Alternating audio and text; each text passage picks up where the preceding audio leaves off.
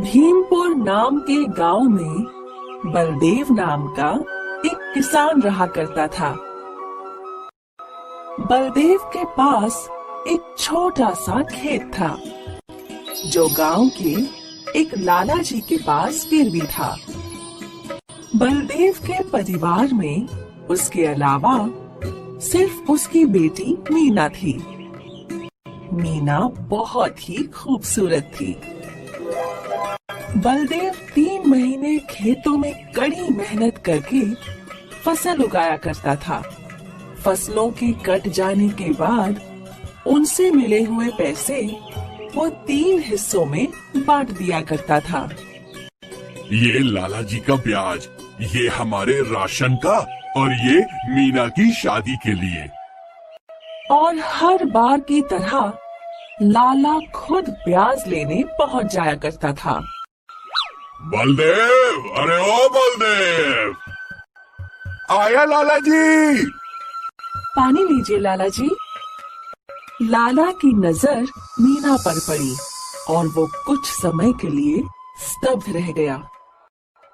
पानी लीजिए। हाँ हाँ, ये लीजिए लाला जी, आपका ब्याज।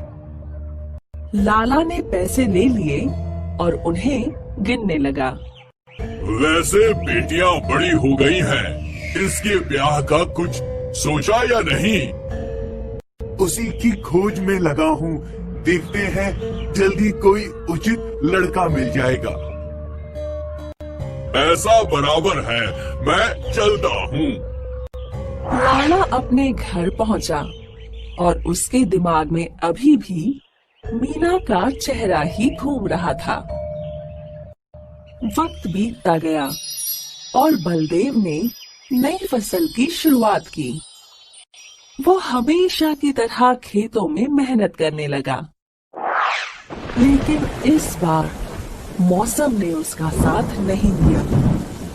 जब वो खेत जोतने ही वाला था, तब तेज बारिश शुरू हुई और उसके खेत पानी में डूब गए।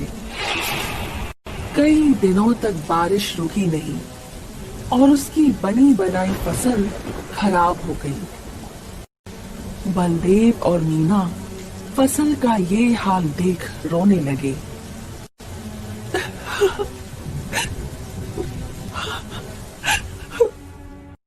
और हमेशा की तरह अगले दिन लाला अपने पैसे लेने बलदेव के घर पहुंचा। बलदेव, ओ बलदेव। जी लाला जी, वो क्या है कि क्या हुआ? इस बार की बरसात में मेरी बनी बनाई फसल डूबकर बर्बाद हो गई। अब मैं आपको कैसे पैसे दूं? बहुत बुरा हुआ तुम्हारे साथ। मेरे पास तुम्हारे लिए एक प्रस्ताव है। बोलिए। मैं तुम्हारे सारे कर्ज माफ कर सकता हूँ अगर तुम अपनी बेटी की शादी मेरे संग कर दो। लेकिन लाला जी, ये तो नाइंसाफी होगी। वरना मेरा ब्याज दे दो, तुम्हारी मर्जी। बलदेव और मीना सोचने लगे। तभी लाला बोला, तो इंसाफ करते हैं। मैं जमीन से 2 पत्थर उठाऊंगा, एक काला और एक सफेद।